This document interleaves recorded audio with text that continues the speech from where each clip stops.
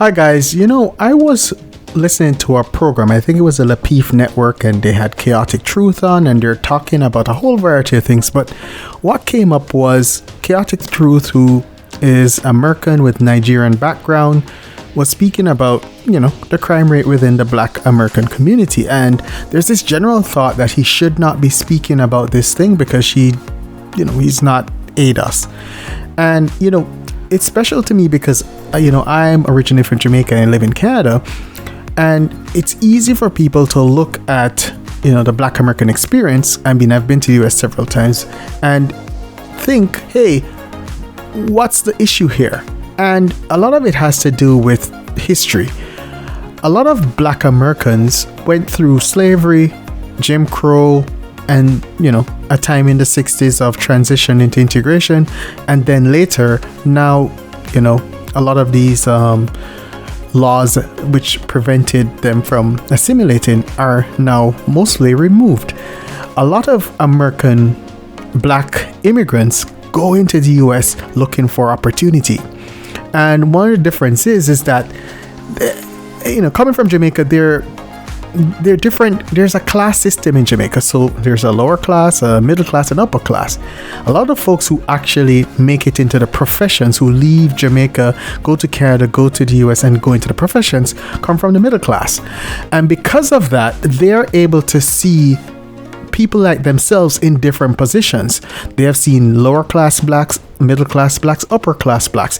That's very important because for them, it's not just that you're Black. And that's a big important thing. They do believe that you can move up in class mobility. And that's a big difference. And so therefore, it's two O's, right? One set of people seem to see oppression as the stricture that holds them down, and another set of people seem to see opportunity as the structure that can move them forward. And it's very important to understand this because it's like when I was a child and I got my first video game, I think it was back in 1988, I got the Mario Brothers game. And what was important about the Mario Brothers game was, you had to figure out the rules. There were rules to the video game. You press the controller up, you could jump. You pressed it right, you could run right. You pressed it left, you could run left. And, you had different buttons that you could press. And what you learned, after playing that, if you did certain things, you advanced in the game. And so therefore, you learned the rules to advance. And you saw the dragons, you saw the different, bosses, end stage bosses, and you figured out how to win. And you actually collaborated with your friends to figure out how did you get to this stage. And that's kind of how it is, right?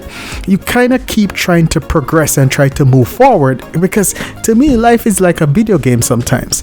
And what happens is this is not, there's no special IP, intellectual property on this opportunity. There's a lot of American Blacks who have figured this out and they're moving upward. They're upwardly mobile. But there's still a set of people who are being held back. And they're not being held back by the system. They're held back by what's in their heads. And it's something that I don't think they can see. The real thing that is holding them back is nothing outside. It's what's in their brain. Because you can't explain Robert F. Smith.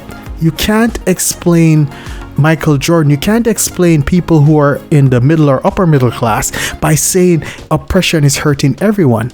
It's obvious to everyone else outside that there are rules to the game to move forward. And if you understand those rules, you can move forward. If you're equipped, you can move forward. And this is not just empty. If you look at the statistics, the Pew Research shows that Black immigrants out-earn Native Blacks. And you can see it. It's about 58,000 versus 42,000. Why is that happening? This means it's not just empty talk. There is reality. These folks are figuring out how to advance themselves, how to get into the middle class, how to navigate the system. And it's important that we all speak about this because it's taboo to say it because, hey, you have not lived the experience, so therefore you should not talk. But it's way beyond that. It's more about, I love to go back to Bob Marley. He says, emancipate yourself from mental slavery. mental slavery. None but ourselves can free our mind. And a lot of times we need to understand that we have mental oppression. And this mental oppression is what prevents us from excelling at what we need to do. So I just wanted to cover that, because I think that once we get over this mental oppression, I believe that we can all achieve greatness.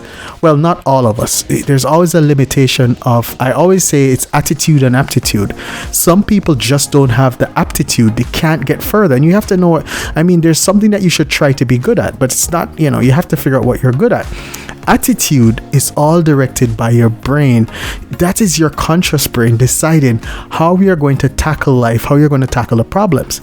And I always go back to the Mario Brothers game. If you don't understand the rules and if you don't play within the rules, you're going to lose the game. And sometimes what it was when I played the game was this: if my friend advanced further, I would ask him, how did you get there? I'd watch how he played it. But I would not say to him that my experience in this game is different than his, because we both have the same controller. We both have the same Nintendo Entertainment System. It is how we apply ourselves to the game to get ahead. That's the important thing. Thanks, guys.